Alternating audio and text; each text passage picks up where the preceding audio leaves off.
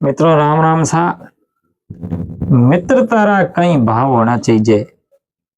मित्र तारा भाव तो मित्र री परीक्षा वास्ते तो एड़ो भाव है शुक्र संगी स्वार्थी। दुख में रहते दूर। अच्छा। सुख में तो हजार मित्र आ जावे और दुख पड़े मित्र में नहीं एक नेड़ो नहीं आवे। दुख में रहते दूर वह कबीर परमार्थी दुख सुख दोनों हजूर। दुख सुख दोनों हजूर ने हम जनिया मित्र वे नहीं वो मित्र बिल्कुल कम होया करे। कबीर दास जी महाराज कहे वे परमार्थिक मित्र है, वे असली मित्र है। आप छोड़े सुख में ही हाथे है और दुख में ही हाथे है। जनो हम ए मतलब मित्र खरा है।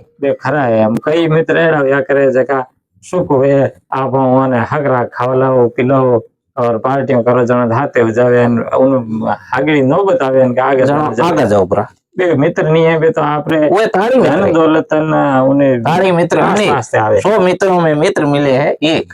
हाँ तारी मिलावनिया मित्र राम राम सा करनिया तो अनेक मिल जाई पण उनमें परीक्षण करो नहीं। 100 मित्रों में 1000 मित्रों में एक दो एक मित्र मिले कर तारी मित्र नहीं तारी मिलावनिया मित्र हजारों मिल जाई सही मित्र नहीं मिले।